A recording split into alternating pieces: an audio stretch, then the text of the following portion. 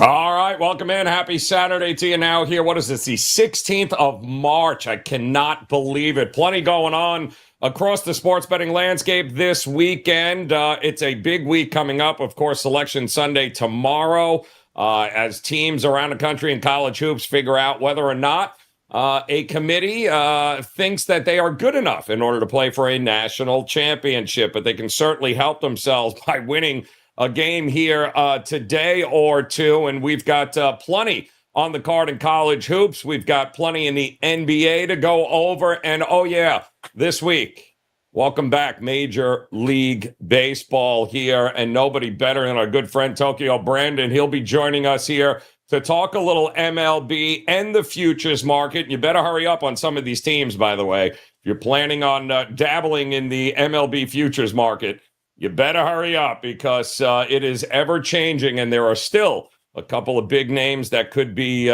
plucked at any particular time. But a lot of college basketball here today, as usual, and who better to hang out with than Mark Zinno here, continuing to crush it in college hoops. Man, Zin, happy Saturday. The madness is fully upon us here in the middle of March. Kind of hard to believe, but this is the point we are at, my man. Yeah, I mean, look, it's one of the best weeks of the year leading up to the tournament. I think this weekend and next weekend are probably the two best weekends of betting in college basketball. So we've been on quite the run, with the exception of the University of Virginia and the things that I want to say about their men's basketball team, which ended an 8-0 run for us. But we are 8-1 in our last 9 plays. Been super hot, pushing 70% since the beginning of this month. It's been a really good run in college hoops, so we just hope to keep it running today. Yeah, well, there's no reason not to here, Zin. So let's get it going here if we can. We'll start with a game that you have picked up here. And let's tell me, you got a few games. You got a bunch going on up at WagerTalk.com. We know about that. But break it down for us here when it comes to the SEC and Auburn, who absolutely destroyed them yesterday, South Carolina. Now they're going to take on Mississippi State, who quite honestly destroyed Tennessee, the number 1 seed here. So what are we doing here with these two teams? Look, you know me, I cut games in half for specific reasons. And the reason I'm going to take Auburn and lay the 4 in the first half here is because, look, I think Mississippi State is in a fade spot, right? Coming off that huge win of Tennessee and knocking them off. But Mississippi State also kind of played out of their minds yesterday. Like, they're not as good, particularly offensively, as what they showed. This is a team that shoots 45% on the year from the field. They shot 55% yesterday against Tennessee. So not only did they get a great defensive effort, but they also got a great offensive effort. So I think we get a little bit of regression here. Now, the other reason I don't want to lay the 8 with Auburn is because when it comes to Auburn beating South Carolina, I thought Auburn was the right side yesterday. They laid 6.5, but we all kind of know South Carolina as a little fugazi. Like, they're not, as much as they were covered darlings all year long, that wasn't a team that I really liked to back. And I actually have Mississippi State power rated higher than I do South Carolina. So the fact that this number is bigger scares me a little bit when it comes to covering it for the full game. If Mississippi State is going to put forth the same defensive effort and a similar offensive effort, it doesn't have to be 55%, even if they're in the high 40s, 47, 48, normally above where they were. If they can do that, they're going to do it early. Right? This is a Mississippi State team that doesn't have an offense that is built to play catch-up. That's just not who they are.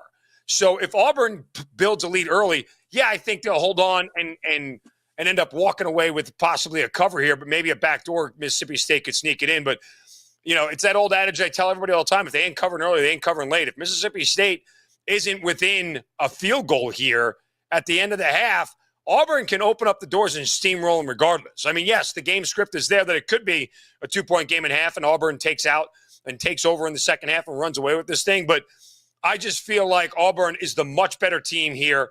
They are better on both ends of the floor, offensively and defensively. And we saw this yesterday against South Carolina. Yeah, for the first 3-5 minutes, it got close. And guess what?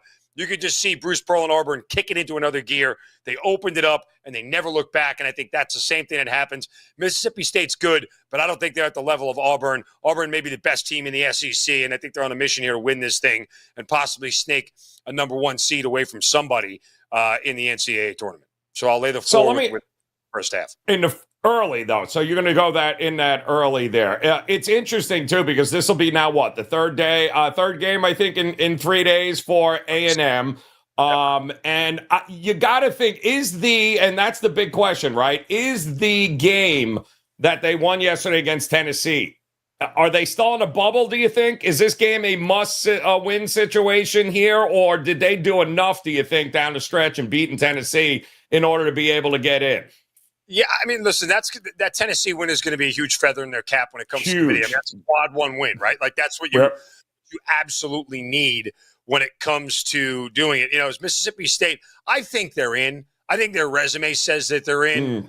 You could argue that their 8-10 conference record is going to scare somebody away. Right. And I think they did enough to put themselves maybe in that last four conversation at this point in time. If they win this game, yeah, they're probably going to secure this spot to go into the tournament. But again, you talked about it. Now we're getting on the third game in 3 days for Mississippi State, and the emotion of just dismantling Tennessee may be too much for them to turn around and do it again the next day, especially with the first game coming out, right? The early game coming out. Their game yesterday tipped off mid-afternoon, so not a lot of rest for these kids to go back at it. Auburn's the fresher team. I just think they're flat out better. And again, if Auburn is stuck in a dogfight, pun intended, I guess here, from the opening, then Auburn may be in danger of losing this game outright. The only way they're going to cover that 8 is if they open it up early and then just start to distance themselves. And Mississippi State kind of says, okay, they're better than we are. Hopefully the Tennessee win is going to be enough for us to get here, to get to the semifinals of the SEC tournament. So I don't know that Auburn, if they have designs on winning this thing, can afford to sit there and punch back and forth with the Bulldogs for a full 40 minutes. Yeah, well, I mean, listen, if Auburn shows up the way they did against that kind of focused mentality, the way they did against South Carolina, it really won't make a difference what Mississippi State has to do here. I think we've gotten, by the way, welcome those of you joining us here on a Saturday across multiple platforms here today. It is Last Call here on WagerTalk TV, and it's all about you. Any of these last-minute questions you have today, why we call it Last Call. If you have any questions about any of the coming, whether it be college hoops or NBA, we're going to talk a little Major League Baseball since that starts this week coming up. Of course, a lot of basketball coming your way here. So if you have questions and you're joining us on YouTube Shorts, whether it be Instagram, Facebook, X, drop those questions in there. Let's get to as many as we can as the opening tip on a couple of games, I believe, just took place. Couple 11 a.m. Eastern time games already underway, but we got a whole bunch coming up in the 1 o'clock time frame, and we've got some NBA games as well. So hit that subscribe button if you haven't done so already. Make sure you give us that thumbs up. We certainly appreciate it. As Mark Zinno, we've got some questions rolling in here, and I think we got one right on, that's it. Shogun Mike there wants to know about A&M. Keep it rolling. Cashed Florida over 85.5 team total yesterday. That was no kidding. That game, I would not want to sweat out an under in that. I couldn't imagine holding an under a ticket in that game last night there. Yes, Bama is absolutely atrocious, but let's face it, the winner of that A&M Florida game probably going to be the favorite, whoever wins, regardless of this game here today between Auburn and Mississippi State. Is that fair? No, I think Auburn's the favorite. Auburn, if Auburn gets through, I think I would make Auburn a 4 or 5 point favorite against A&M and probably closer to 6 against Florida, just because Florida's defense is not good. I think A&M defensively probably poses a little bit of a bigger challenge for Auburn than Florida does. But yeah, Auburn to me has been the clear best team in this conference all year long. I know we get enamored with the offense from Alabama and everything else, and even Ken Palm to a certain extent had maybe Tennessee and Alabama ranked above Auburn at certain points. But Auburn is probably one of the more complete teams in basketball. And I tell you guys this too now, when it comes to futures, Auburn is a team that I eyed up for a national championship future for a while now. You're getting 25-1 in that range. So I would look to them for a national championship future. But to Shogun Mike's question, can A&M keep it rolling today? I would look at this game this way. When I would tell you kind of how the tempo is going to unfold. When I look at that number and I see the total at 151, and I'm just curious what the first half total is, because this is the way my mind. So at 71, so you're basically paying a 4-point premium. Like, I would say take the first half under if you believe in A&M, because they will tell you if they can dictate the pace by how many points are scored in the first half, right? And typically more points are scored. You follow my logic here, Joe? Like, if A&M is going to end up covering this number, it's because they keep the scoring down early. If Florida runs out and scores 40-plus in the first half on their own, guess what? A&M's offense, I don't trust to play catch-up, right? If they can build that big of a lead, if they're up 37, or they're up like only 34, 32 at the end, if that's where we get in the first half, that favors A&M the whole way out. So I'll correlate the total with the side here, cut the game in half, because, again, if Florida is pacing early and they get a lead, I don't think A&M could play catch-up. That's just kind of the way I view the game. I know that doesn't necessarily answer Shogun Mike's question, but it's a tempo. It's a styles make fights kind of thing. And if Florida is going to be able to score early on, I think they'll be able to keep that up for a full 40 minutes. So it's probably a game I'd look at betting live more than necessarily taking, pre-tip. But then again, I'd also say the way I'd play that, if I believe A&M is the right side, I'm probably going to take the first half under and just get out of there after 20 minutes, because the only way A&M can cover that number is to keep Florida scoring down early. They have won 5 in a row now, the Aggies.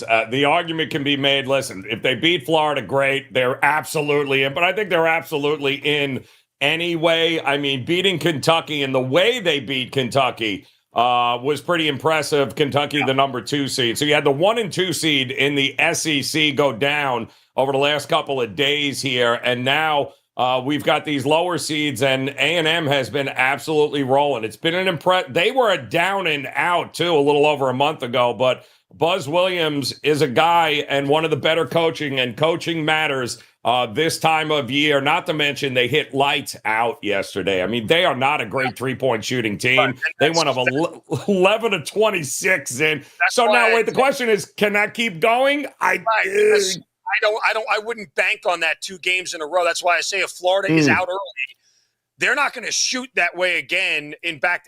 They could, yes, but I just, it's not a play that I would make for their offense to put that up in back-to-back games. It's kind of the same reason I'm fading Mississippi State when I'm playing Auburn, because I just don't believe that they can duplicate that shooting effort 2 nights in a row or 2 games in a row, especially in back-to-back days. So Auburn's defense should be enough, and that's my worry with Florida, is that if they're hitting shots early and you're forcing them to play catch-up, man, if they can't make shots early and stay close, I don't think they have much of a chance in the whole game.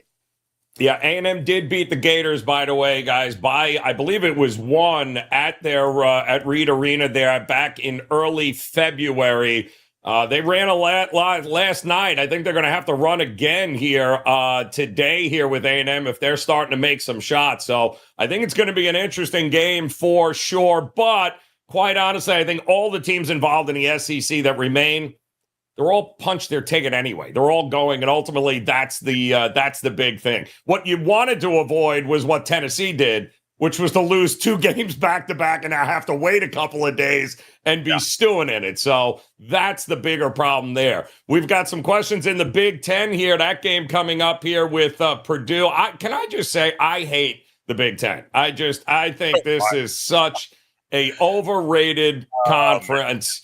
Ohio State, I wish they would have won last night. I thought they could have won, but unfortunately, they didn't get it done. Michigan State couldn't get it done because once again, somehow they couldn't make shots late in the game. I'll also say this, interestingly enough, about Purdue, because they want to know about Wisconsin-Purdue in the first half. Wisconsin has kind of turned on the Jets here, guys. They have, what we always thought of was a under team, Zin. Not so much a under team anymore. They are bombing away. They are getting tempo. They're getting rebounds. They're getting in transition. And we're starting to see some money come in already on Wisconsin this morning at 6.5. It's down to 5.5, even 5.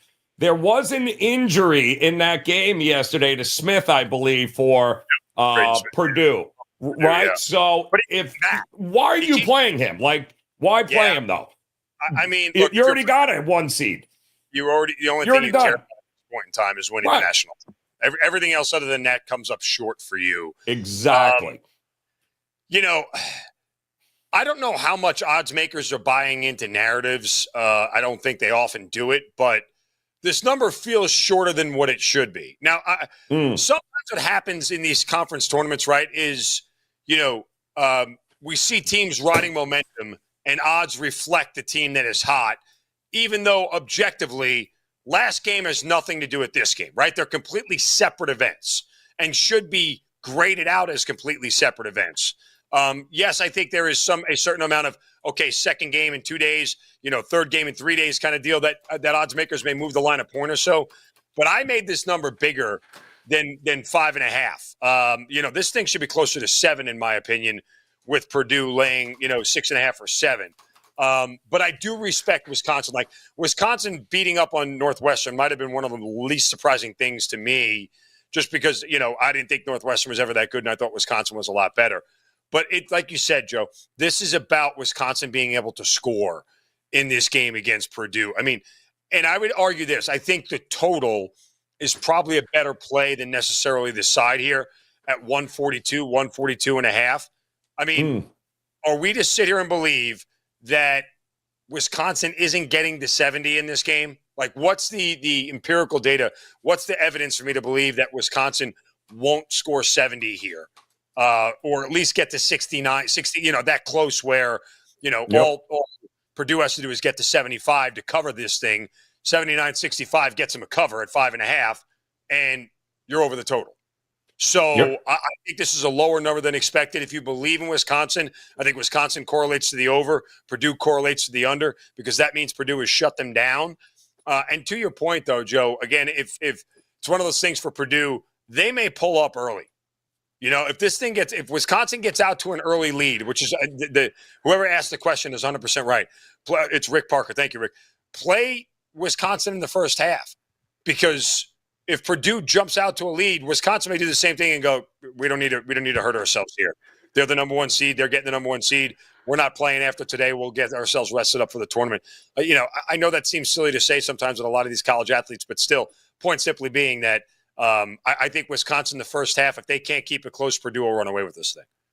Yeah, it's and Wisconsin's going to keep doing what they've had some success doing once they change that philosophy there with guards. So they're going to go up tempo. They're going to shoot. If the shots are falling, buckle up. Should be a whole lot of fun. But keep an eye on Brandon Smith, because if he's not going, and I wouldn't play him, if there's any doubt, you got bigger fish to fry here, Purdue, than Wisconsin. That would be a hell of a story, though, and a hell of a comeback for Wisconsin if they're able to pull it off. That's coming up at 1 o'clock. All right, Adam Trigger will be joining us here in a little bit later. So obviously, any more college hoops questions that you guys may have, drop them in the chat room. We'll get to as many as we can. Zinno's got an NBA game for us here tonight, and of all the games to pick, you went deep, man, to come out with the Wizards Bulls, didn't you?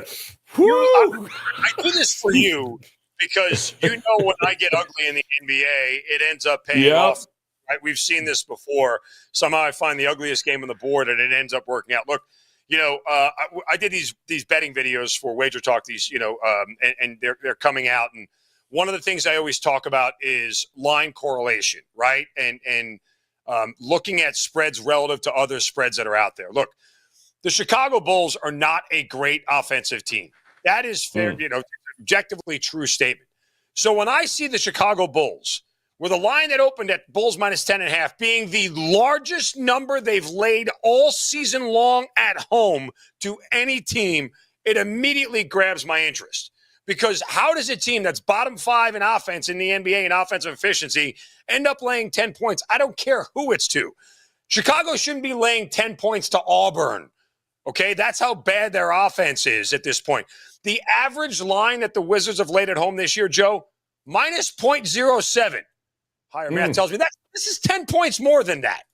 And this is a team that actually gives up more points at home than they score. They average giving up 112. They only score 111. So Chicago this year has laid 6 points or more at home 7 times. They're 4-3 against the number. So that tells me I'm kind of in a coin flip spot. However, I'll tell you this. A lot of those wins all came prior to Christmas, all came prior to the end of January. Just go back, February 27th, which was, 3 weeks ago. They laid 10 points at home to the Pistons. They lost the game outright, Joe. They lost the game outright. January 30th, they laid 7 at home to the Raptors. They lost the game outright. This is not an offense here that should be laying 10 points pretty much to anybody in this league. The Wizards have a back-to-back tomorrow. They'll be at home facing the Celtics. So, to quote our good friend Brian Power, knowing we're going to lose tomorrow, we may as well give our best effort today. Yeah, I think that kind of happens with Washington here, and they end up putting up a fight here. Why not sprinkle a little on the money line, given the numbers that I just gave you, and how Chicago could lose this game outright? And by the way, the Bulls 16-17 at home straight up this year. They're not good at home. Yep. So them laying 10 points is insane. Give me Kyle Kuzma. Give me the Wizards plus the 10 points. Ugly as hell, but we're going to ride with it. Oh no, that's beyond ugly, dude. That is just putrid on so many levels here, and nobody does putrid quite like you, Zinno. And remind the folks before they do throw up running to the window to bet Washington. Tell us exactly what you got rolling today over at WagerTalk.com. Let's William and the light come on. That's me and the NBA pick. So over at WagerTalk, guys, gave you out client play. Auburn -4 in the first half today. Got 2 more plays loaded up there. We are scorching hot. Told you about the 8 straight. 67% over the last 4 or 5 days this week. It's just been absolutely insane what we've been doing on the college hardwood. Focus there. Got a big play coming up tonight in one of the later games this evening. So go to wt.buzz/MZ. Let's get on the train, guys. Continue to cash some more tickets. We are on a heater right now. Let's stay hot tonight. So, again, wt.buzz/MZ. All right. Listen, Rory on Instagram is backing you up here, Zin, with Washington, talking about how just depleted the Bulls are health-wise, not to mention even more so than what Washington has been, which has been a walking ER room. So you are getting some love there. Not as putrid as we might have thought. No, it's still putrid. And Rory, it's still ugly as ass. Don't make excuses for him there. But Washington might very well be the play there. Zin, best of luck, man. Crush it here today. Huge card, both NBA and college hoops. And a reminder, guys, Adam Trigger will be coming up here shortly to give you some more college basketball looks and to answer any of the questions that you may have. So if you have any on the college hoop slate today, go ahead and drop them in the chat room, whatever one you may be in, Instagram, YouTube Shorts, YouTube, Facebook, X, wherever you're at. Go ahead and drop those questions in there. We'll get to as many as we can. But I don't know if you guys know this. Because of the madness known as March here, it might have slipped onto the radar, but for us diehards that love Major League Baseball, we know it starts next week. And believe it or not, it starts much closer to our next guest than it does us here, as TB, Tokyo Brandon, in the house, ready to go here. And it's baseball season, TB, and you know this because you've already been crushing just about everything that you have touched here leading into the opening game coming up this week, I believe, in your neck of the woods. You're obviously overseas here in Japan, and nobody does KBO, Japanese, Major League Baseball like you here, my friend. So it seems like you're off and running already with a lot of the plays that I've seen. You've been crushing, cashing tickets. Are you ready for another Major League Baseball season? Definitely ready. Thanks. Nice to be on a weekend. So, most of what I've been winning is spring ball. I came up with a method to win spring ball, and it seems to be working quite well. Right now, I'm plus 113% since January 1st to be number one at WagerTalk All Sports Profit. So, yeah, it's going well. Can't wait for the regular season to start. I can't believe. I mean, I'm watching. I'm going. Well, there's another winner for TB. Well, there's another winner. Like, he's crushing spring baseball. So wait. I mean, what is the season going to have in store for us? It should be good to go. You have a couple of plays that we're going to take a look at here. One is in the futures market, And I had mentioned at the top of the show, a lot has changed over the last, week and a half. Obviously, the Yankees' demise with the injuries and everything else. For some reason, nobody wants Snell, or maybe Houston gets him. It's very interesting, but those guys move needles, and there hasn't really been a decision just yet. But I do think a lot of people believe the Yankees, not looking to run to bet their win total over. But there are a lot of people seem to be running the window to bet the Orioles win total over now. Are you in agreement with that? I am, actually. The Orioles win total right now is 90.5, which is quite odd, because if you look at last season, they won 101 games.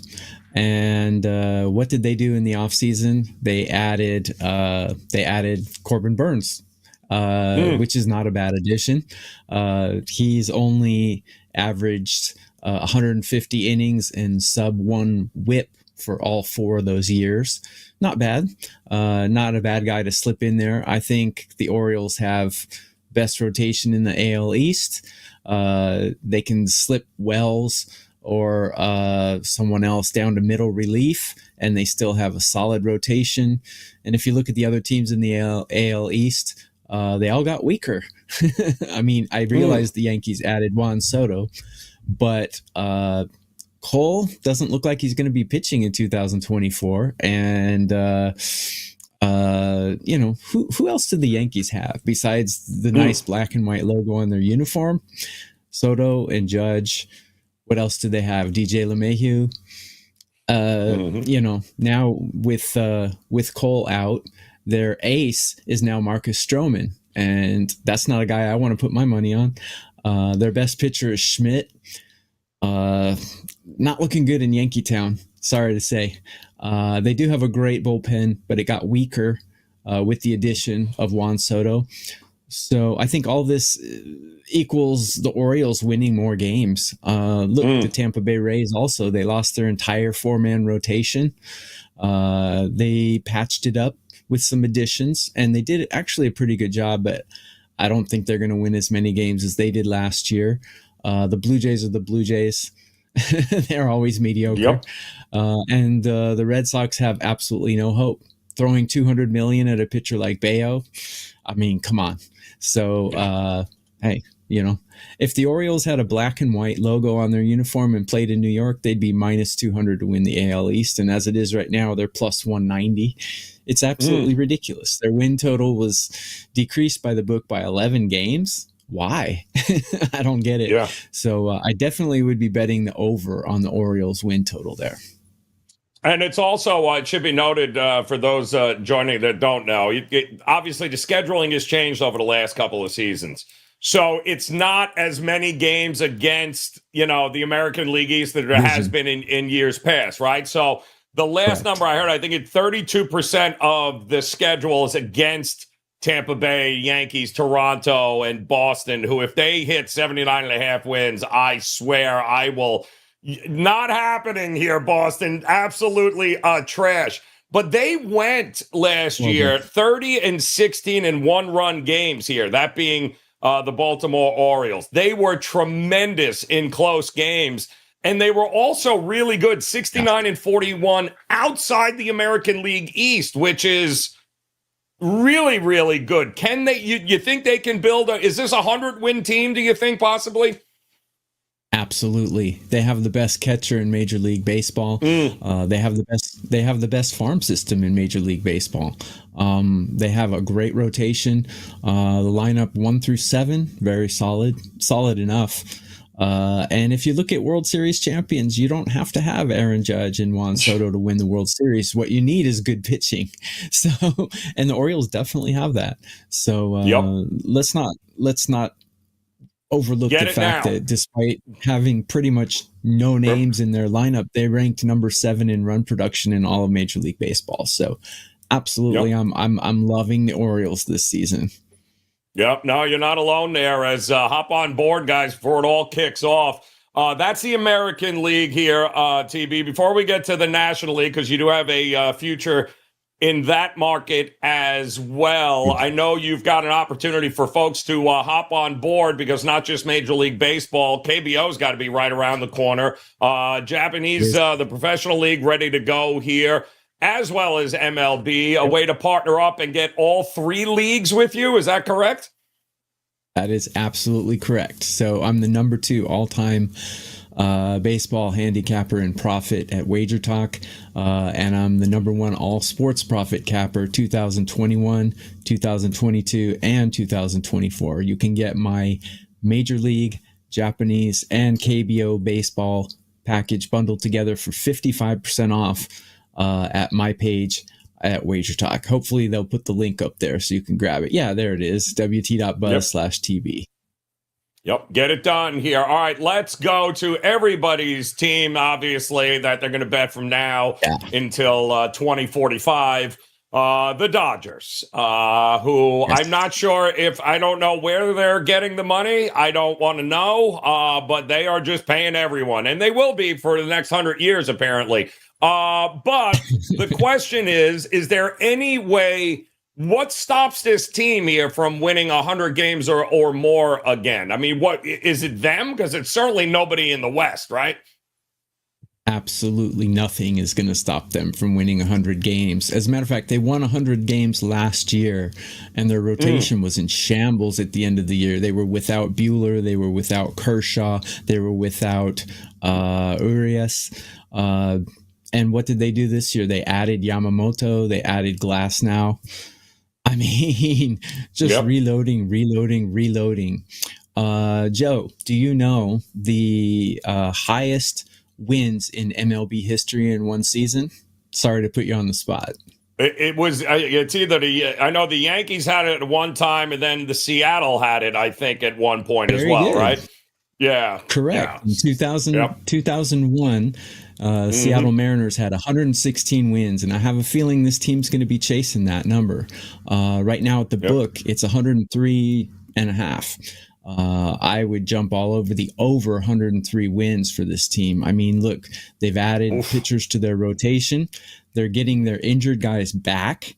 And they've also added the Major League Baseball most valuable player to hit in the 2 spot in their lineup between Mookie Betts and Freddie Freeman.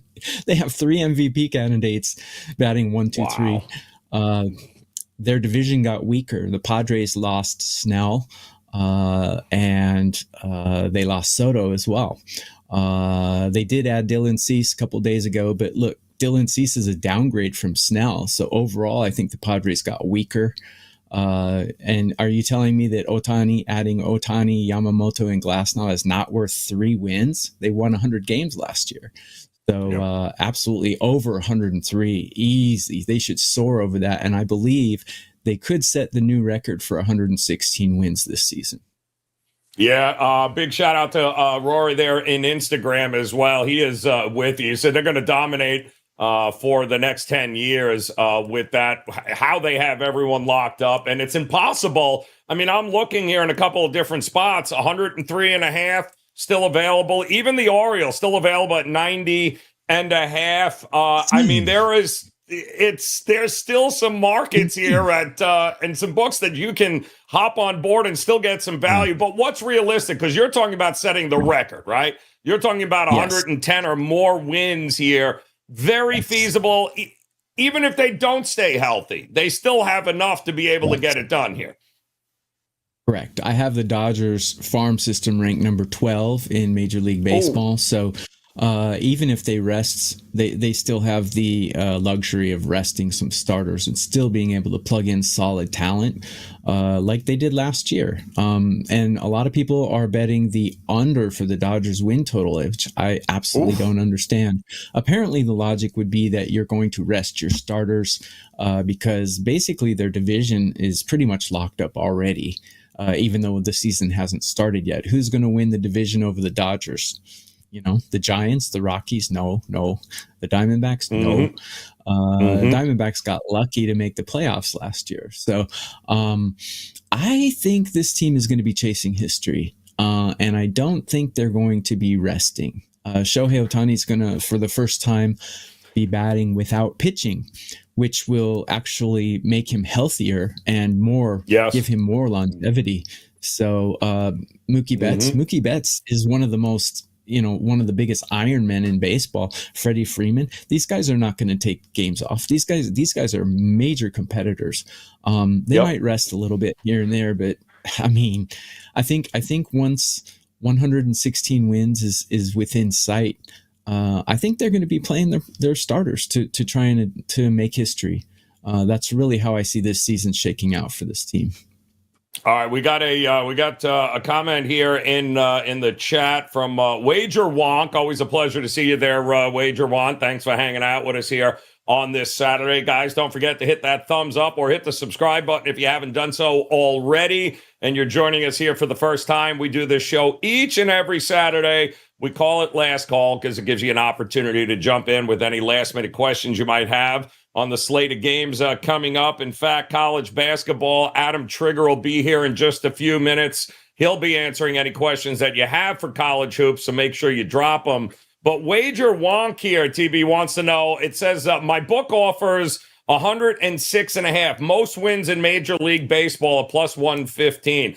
Any value in that? And who other than the Dodgers could get close to it? The under, by the way, minus 135. So the total in Major League Baseball over 106.5 for the biggest win total this year. Dodgers. If 106 for the Dodgers win total or 106 for any team? Just in Major League Baseball. Is any team going to get over 106.5 wins here this year? Well, there's only two teams that really have a possibility of that. And I think the Dodgers would be the favorite for that. I guess the Braves would be the other team that has a possibility of getting that high. Yeah, I see some value in that. I always like to bet safe. I take the safe way out. So if I had a choice with the Dodgers between 103 and 106, I'd take 103 to be safe. But if any team to be 106, if you get plus 115, I'd like to see a better price than that. But still, I think it's worth a 1 or 2% play on that because the Dodgers, like I said, just destined to make history. And to answer your second question, yeah, the Braves also have a possibility of doing that. The Braves, little tougher division, I think, but yeah, either the Dodgers or the Braves definitely, or both of them could definitely soar over that total as well. Well, it's funny, Tippy. When do we ever have Major League Baseball season where usually we're talking about maybe one team having a chance to get to that kind of number. You just said it. There's two. So the value has got to be on the over. To have two opportunities is kind of crazy here. All right, we got another question coming in from Jonesy. Big shout out to you, Jonesy, for hanging with us here. Anything for the LA Dodgers versus Padres? That's opening up this week here, if I'm not mistaken. The Korea series. What are you thinking here with this? I mean, if we're going to get to 107 wins, it better start. I don't care where they play. It better start right off the bat. No. Well, I'll tell you what. I released a client play. I released 2 client plays on DraftKings props for this game, but I'll just give it out to you guys for free because you're wonderful, wonderful viewers and listeners. It's kind of hard to find value in Dodgers games because on the money line, they're minus 195. But if you dig a little deeper, you can find a prop in DraftKings that's score first and win the game for the Dodgers, which is minus 110. So the reason you get good odds is because the Dodgers are the home team technically, so they're batting last. So anytime the other team bats first, you get pretty good odds on to score first if you're the home team. So to score first plus win the game is a great prop on DraftKings right now at minus 110. Here's another one. Score last and win the game, Dodgers, is plus 135. Basically, what they're thinking is if the Dodgers are winning, the Padres will have the last at bat. So they're giving really good odds for the Dodgers to score last and win the game. Plus 135 on DraftKings. Excellent value. That's awesome there. Well, that's, like you said, You're not running around making a whole lot of money laying 200, on the Dodgers all year long. So it's either run line or some of those the prop market there with opportunities. If it ain't broke, don't fix it. I mean, they were a couple of years ago, Correct. I believe. Just lay the run and a half, and you were good to go with the Dodgers. And it feels like we're on our way to that as well there. All right, TB. This year, I think we're going to see some minus 160s for even the on the run line for Dodgers games. Oh my goodness! I think we're going to see that this year. Listen, we also have the official Gem Class podcast wants to know if we're being deep faked by Tokyo Brandon. Let me explain something here. Deep fake. Nobody, and I mean nobody, with that kind of license plate will ever be deep faking anybody. There is no deep faking with a man who's got ass man on a license plate behind him. If you think that's you out of your mind, my friend. That is the greatest license plate ever created, and it's no wonder you're not allowed back in the country. Yes, absolutely. You know what that's a reference to, right? Okay. Yeah, I know exactly what it's a reference to. Nothing deep faked about ass man. I'll tell you that right now. Outstanding stuff, TB, as always. One more quick question, William Bennett, though, about the Tigers. Mediocre division. They seem to be one of these public, popular dogs that everyone seems to think is going to take this next step. Are you buying the Detroit Tigers this year? I'll be totally honest with you. That division is one division that's just it's a mess. An enigma to me. Yeah, it's an enigma to me. It's very hard to cap that division, but I can tell you that I believe that the Guardians got a lot weaker. The White Sox are horrible. So the Tigers can't go anywhere but up. I don't have an official play on it, but if you check their last year's win total, and add maybe 4, 5, 6 games to that, and then check it against the book, I think that would be a winning bet. But I don't know what the book has it at right now. That's my best advice I can give to you on the Detroit Tigers. I don't. Yeah, I'll believe when I see it here. And again, need to. Yeah, I'd add. There's no need to drop a whole lot of money now and reach for things because obviously those markets are available all year long. Right. Let's see it first because they are absolutely terrible.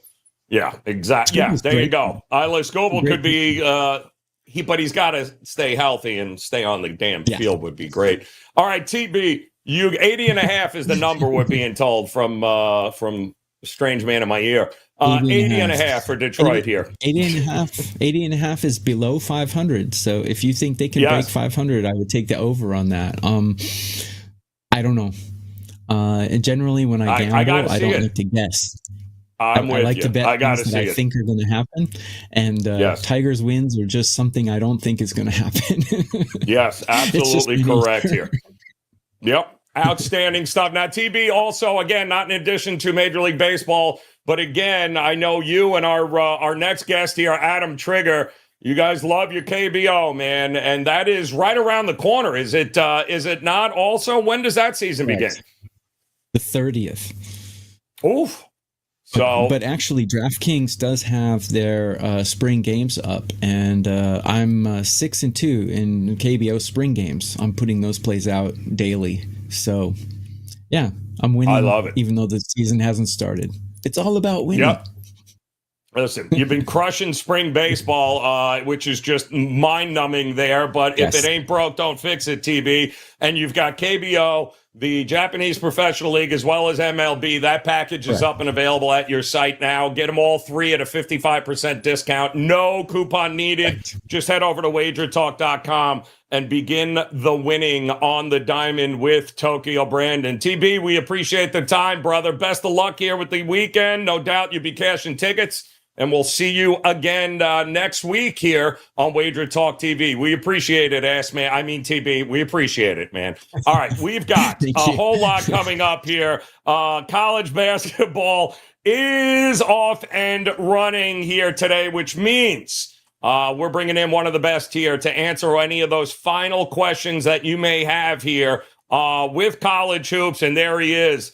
Adam Trigger in the house, man. Just cashing tickets here, man, as we get ready for madness. It is kind of madness. 2 games already underway. Vermont trailing UMass Lowell, and Princeton trailing Brown in a 1-4 markup there for the Ivy League here, Trig. We got plenty of games still coming up at the top of the hour, 1 o'clock, and then all day long here. But are you dabbling? Are you getting ready to dabble KBO again? TB already off and running with spring KBO games, Trig.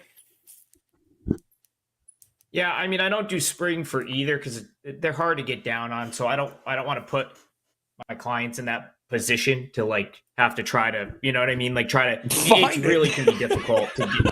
Yeah, like, and that's the thing. Like, I mean, it's just too hard to. Spring training MLB is not as bad, but spring training KBO is next to impossible. I don't even think every state has that for DraftKings. So it's just really difficult. I keep an eye on it. I've been watching when I can. I'm obviously like fully ingrained in college hoop right now. So I really start to ramp up the baseball stuff really like probably like Saturday or Sunday, probably Sunday of next week. Once the first round is done, we get it gets quiet in college hoops for like the next 2 weeks, far less games. So it's a good time to really focus on baseball, in my opinion. Yeah, it's going to be a lot of fun here, and especially with a couple of teams right off the bat that we are expecting great things from. So the numbers are correlated for sure, and I just want to go on record to remind everyone that Adam Trigger is the guy that literally travels around the country looking to bet AA games and figure out where he can do that. So, all right, Trig, we've got a ton of college hoops here getting ready to go. We got a bunch of questions in there. I'll just start real quick here with the games coming up at 1 o'clock. Or, in fact, let me ask you about the 2 games here. The Ivy League game, of course, in the America East Conference. Vermont, UMass Lowell, Princeton, Brown. Did you have a feeling on either one of those games here that's already tipped off? Well, Joe, as you can see, I don't know, the camera's not picking up. I have my Brown hoodie on right now. Oh, okay, that's yeah. my Brown basketball hoodie. I did not bet it. I did not bet it. I leaned toward the dog a little bit in both of these games. So naturally the dog will win in both because I don't have a penny on either. I just found ways to like, I found a way to talk myself off Lowell. I went to the game on Tuesday and was far, like, I really felt like Bryant was the better team. So I didn't really want to turn around and back Lowell on the road at Vermont. I still think that, we may see Vermont sort of take over in the second half in that game. I wouldn't bet it, but I mean, if you like Vermont originally, now would be the time to jump in since they're down a couple points at half. Joe, I got to be honest. I thought Brown maybe could hang around against the number. They're up 13 at half. I don't really know what to make of that. Wow. Yeah, I wasn't that high on Brown. Like after I saw them play earlier in the year, I was kind of surprised they made it to 4th. But that's the beauty of these tournaments, right? They sneak in as the 4 seed. The Ivy League only lets 4 teams in. And now they have a 13-point halftime lead on Princeton.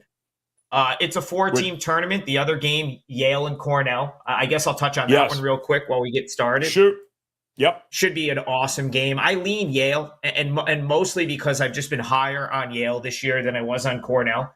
But those 2 regular season meetings were so tight, so close, like really could have gone either way. The first one, Yale had to overcome a pretty big deficit to come back and win. I know the second one was a very close game. I'm trying to remember offhand the final. Point was, like, I leaned Yale just based off of my ratings of the 2 teams, having Yale a little bit higher, so, having him on the neutral floor. But now that it's at 2.5, like, I wouldn't really want to lay the 2.5 points here. It's just going to be a really good game. Like, yeah, I think Yale ended up getting they lost the second game. So they split the regular season series, and it was the first game, Yale came from behind, won a 2-point game that they trailed almost by double digits. Second game, they lost by 3. It's really tough to find anything that like separates these 2 teams. I think they're both well equipped to play each other's style. So I wouldn't be at all surprised if that's another really good game. So I couldn't get to the window with either side there. All right, so we've got coming up here 1 o'clock. We got a lot of questions coming in here. Trig, VCU St. Joe's, another Atlantic 10 conference that you know well here. You've been keeping an eye on it. You, to your credit, in your Atlantic 10 conference preview here that you did last week, there was a lot of St. Joe's talk here being the wild card. Well, they are. So right now, I mean, it looks like they're getting 3.5. It's a 5-9 seed here, Trig, at 1 o'clock. Are you buying? Are you sticking with St. Joe's? Yeah, I played St. Joe's. I played it at +3. I think it's mostly 2.5 places. 2.5. I kind of jumped in. Yeah, I jumped in when I saw it hit 3. I'm not saying it didn't go to 3.5 at some point somewhere, but it seems like it touched 3, and I kind of thought to myself, okay, I don't think it's going to get any better than that. I had it the mind to want to play against I had a feeling VCU was going to take money.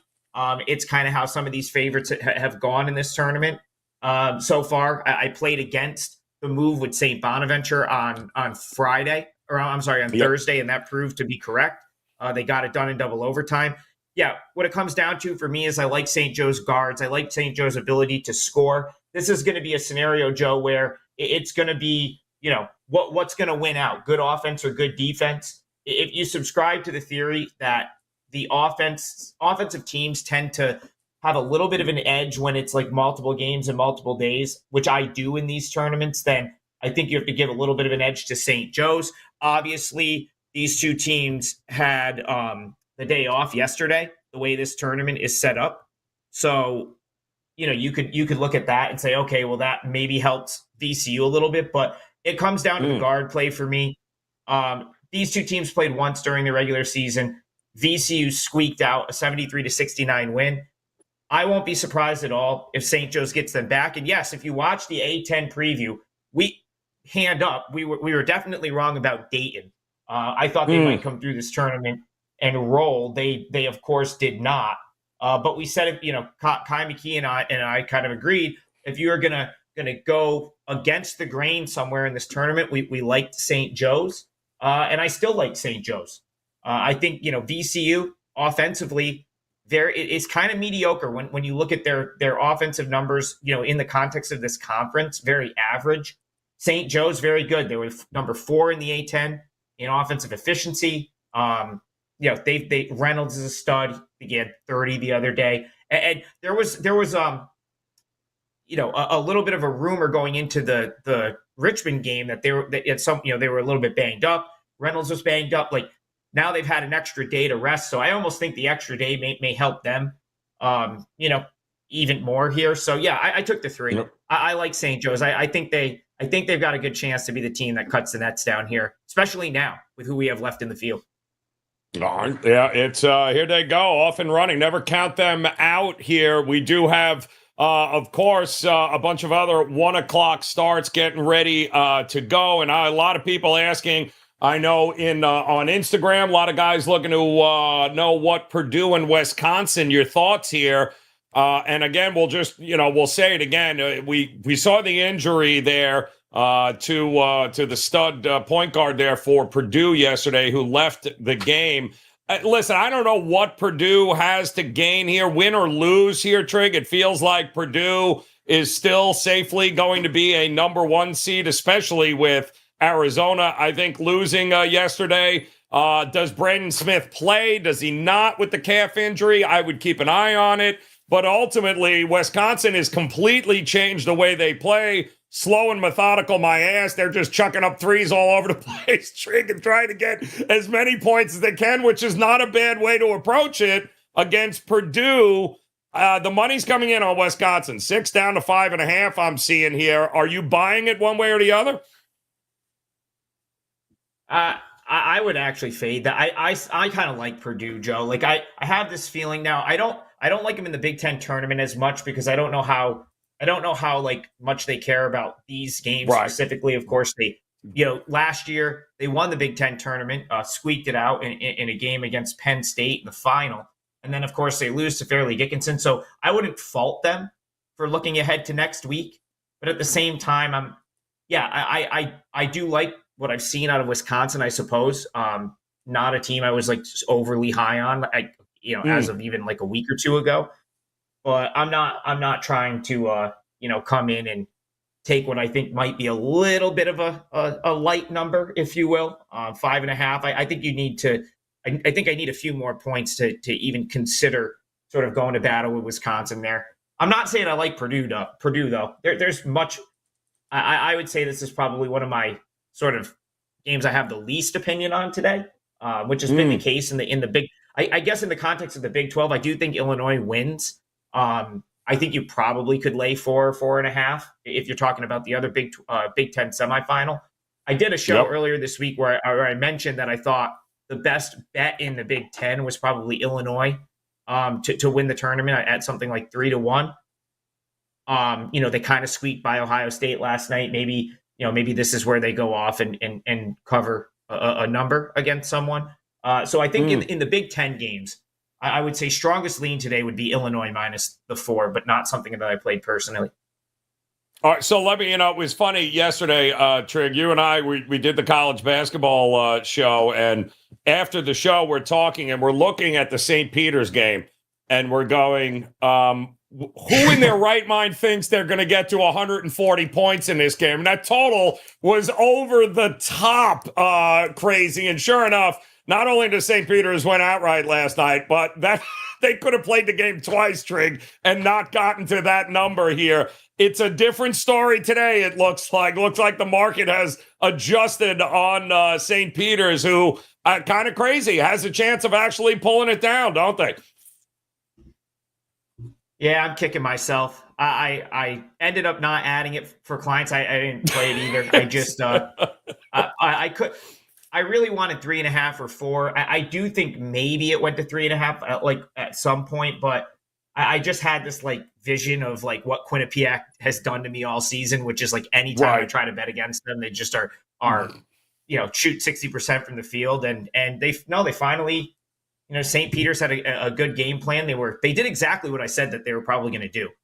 Force Quinnipiac into tough outside shots. Quinnipiac didn't make them, and then they sort of nipped them at the buzzer. And yeah, that total was never close, which is kind of what we pointed out. It's been the case in these games, Boardwalk Hall, St. Peter's games in general. They just haven't been high scoring. This one, you could say that they have. As my light dies here, sorry guys. You could say that they have. You're good. You could say Fairfield has the opportunity to put more points up. Fairfield has the best offensive metrics in this conference, but Fairfield's defense is bad. In relation to the rest of the conference. I mean, 221st in defensive efficiency, not great. Now, the conference-only defense was a slightly better, but still, some of these numbers are concerning.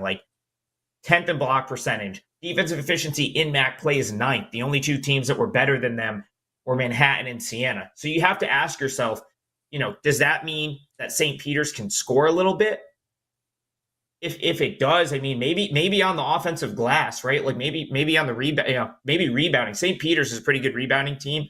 Fairfield, 9th in allowing offensive rebounds in MAC play. So not going to be a play for me. I kind of said, once Fairfield got healthy, I really felt like they were the best team in this conference.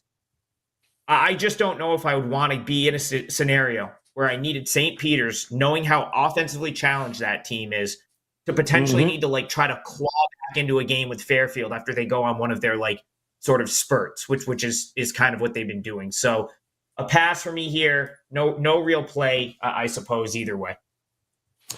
First time. Fairfield has not gone to the big dance since 1997.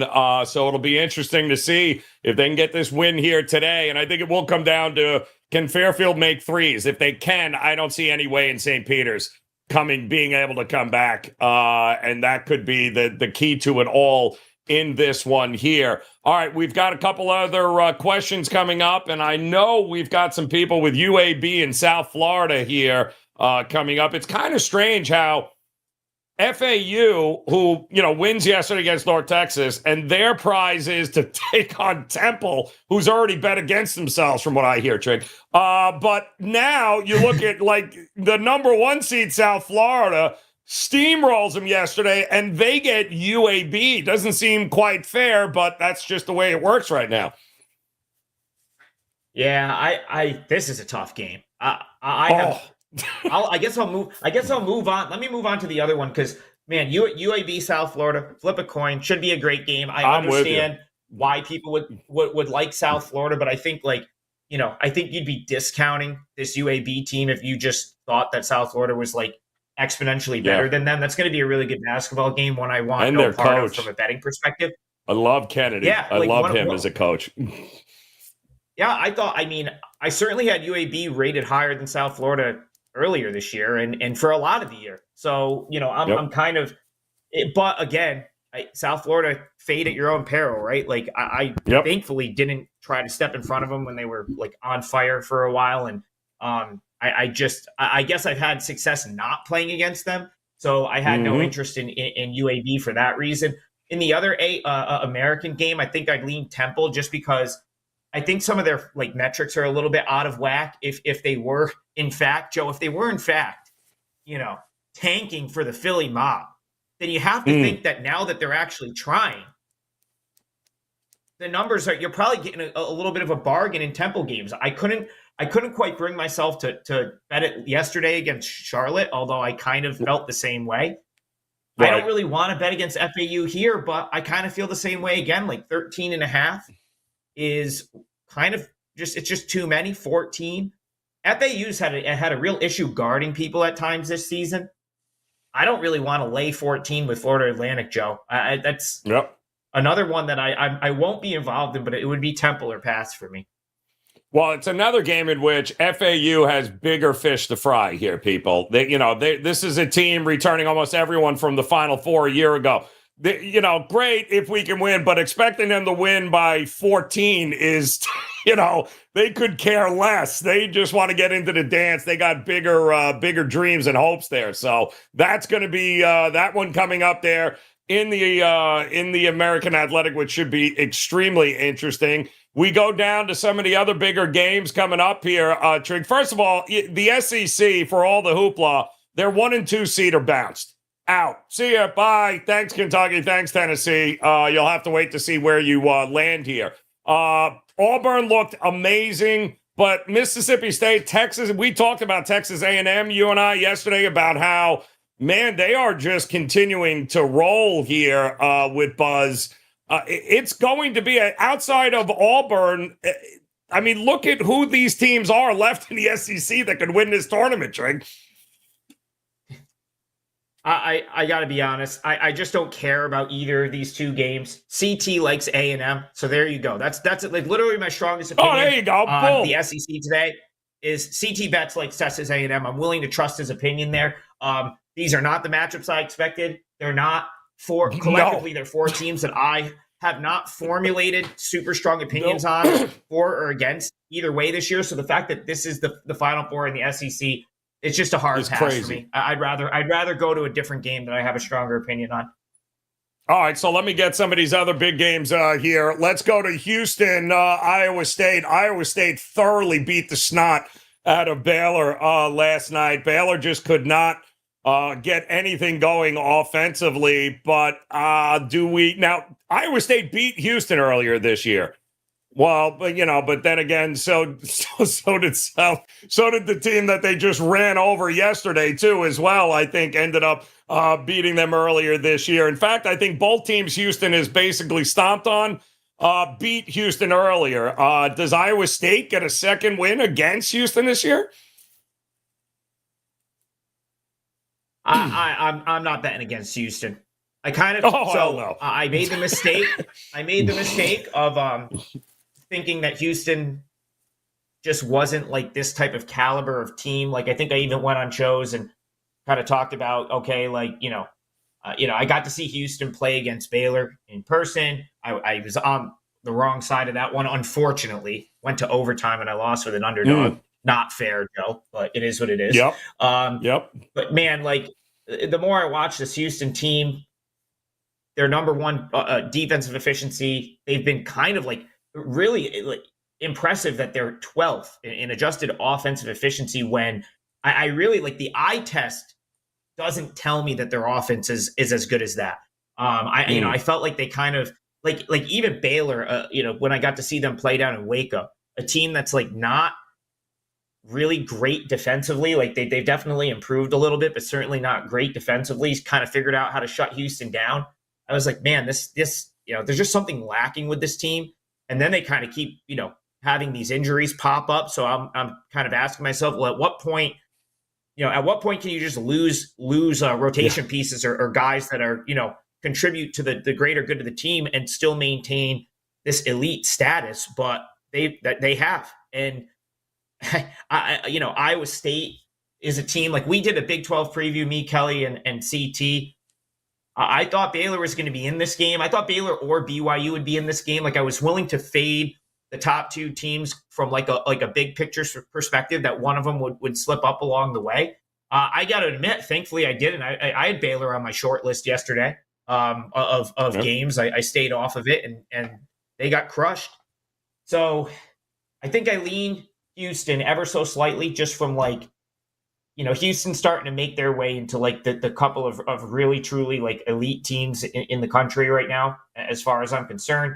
I don't know if Iowa State is quite there yet, but man, I don't really want to lay 5.5 points with Houston. And I guess I don't want to underestimate Iowa State either, Joe. Like I think that's important to point out, is even though I think Houston's the right side, my number suggests that Houston is the right side here.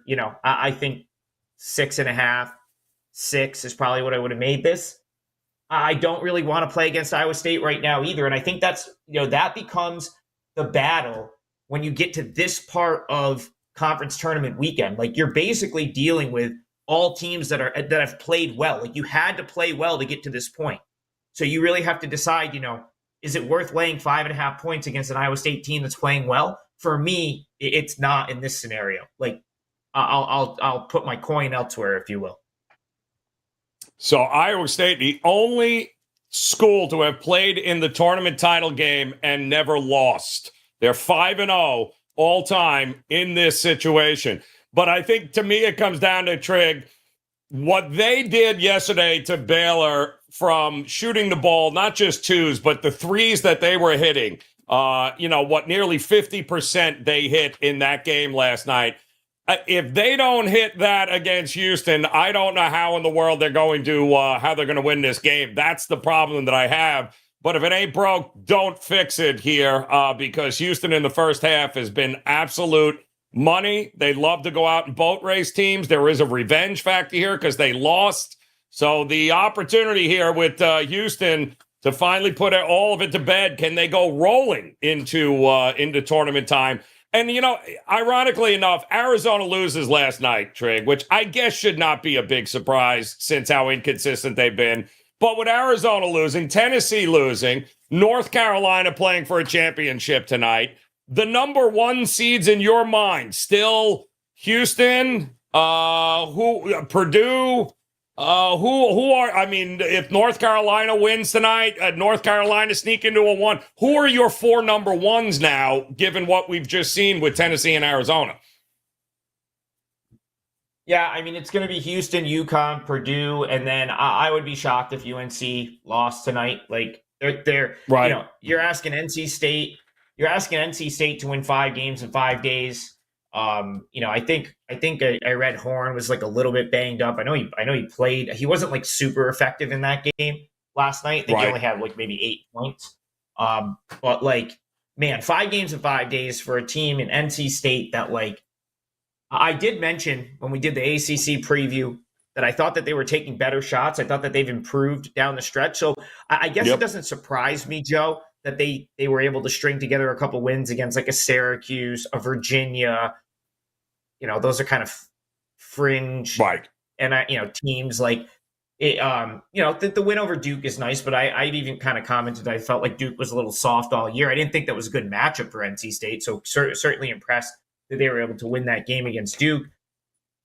I don't know that this is a great matchup for them either, and with the way UNC is playing right now, like I don't know. I felt like UNC maybe, if they were going to get beat in this tournament, it would have been yesterday against Pitt, who I felt like played them pretty tough. and played them pretty tough and still lost by 7. So I have no play here. I do think UNC probably wins.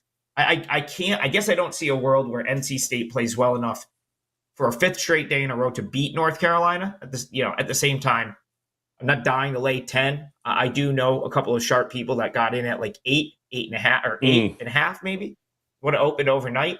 So I guess I wouldn't mind having that. But like at 10, I don't know. Maybe look to jump in on UNC in game if they if they get off to a slow start or something like that.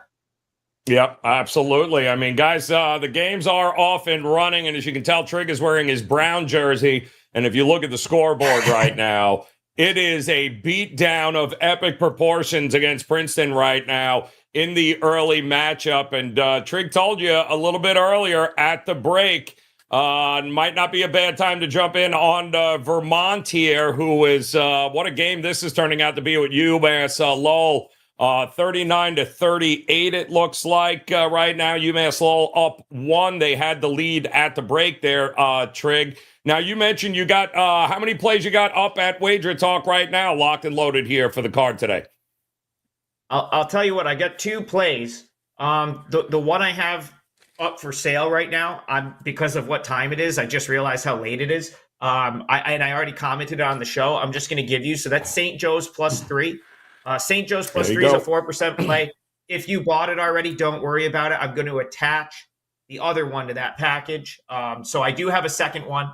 And like I said, if you're already bought, don't worry. You're not going to get, I'm going to put the other play on that package. But yeah, I played St. Joe's +3. Again, I like their guards' ability to score. I think the day off does help them. I know that they were a tad banged up going into that Richmond game. And a lot of it goes back to just, they were kind of the team I thought could bust this bracket open. Now, Joe, I didn't think every underdog was going to break this bracket open, which is what we've seen in the A10 tournament so far. VCU is a team that I kind of had circled as a fade. The only reason I didn't play against them with UMass was I felt like they had the ability to go and make adjustments from getting blown out by UMass earlier this year. Now they come and play a St. Joe's team that was very close to beating them. It was a 73-69 game in the regular season meeting between these two teams. I just think +3, if even 2.5, even if you play a juice like 3 minus 120 or whatever you want to do there, I make this closer to a pick. I love the guard play for St. Joe's right now. So I'm riding the Hawks. I still think they can get it done and potentially cut the nets down in this tournament. And again, you can thank Kai McKeon for that one. 3-man leave. He was kind of the one that brought it up on the preview. But I fully agreed with him for the price. I thought they were insane value. And now here they are in the Final Four with a really good chance to play their way into the NCAA tournament. So yeah, St. Joe's +3 for me is a 4% play. And like I said, I'll attach the other 4%er to that package if you already bought it. Well, there you go here, guys. It is off and running. Madness is upon us here. College basketball. And this ain't even nothing. Wait till Selection Sunday, of course, tomorrow. And then all next week. Make sure you guys, if you haven't done so already, hit that subscribe button so you can get notified when all of the March Madness content comes available, not to mention daily live shows all throughout the week. Adam Trigger, of course, Mark Zinno, the college basketball tip-off show. We'll have you covered all week long as to what is going to go on once the brackets are set. It is definitely a week in which you are going to want to hang out with us here at WagerTalk. So, Trig, get out of here, man. You got a game to watch here. He told you, St. Joe's, guys, take the points, getting ready to tip off here, coming up top of the hour with VCU. We certainly appreciate it. Go get his other best bet. Guys, that is locked and loaded. Make sure you visit Mark Zinno as well as Tokyo Brandon there. Gave you two great future bets in Major League Baseball as that begins this week, too. So a lot going on. Big shout out to Bill, Chris, Titan CT, Big Daddy, the official Gem Class podcast. Love you guys. Leg Show Magazine, Andrew, not to mention Rory with the locks. Appreciate it, man. Those of you loving IM, Outro Floyd, all you guys on Instagram, YouTube Shorts, YouTube, Facebook, as well as X. We certainly appreciate it, guys. You guys rule. Thank you, Lemon Cake. Make sure you hit that thumbs up on the way out here, guys. A lot of games here today to cash a few tickets on here. Let's do it, and make sure you come back and join us again on Monday as we get ready for March Madness. Until then, best of luck with your plays, guys. We'll talk to you again soon. Good luck.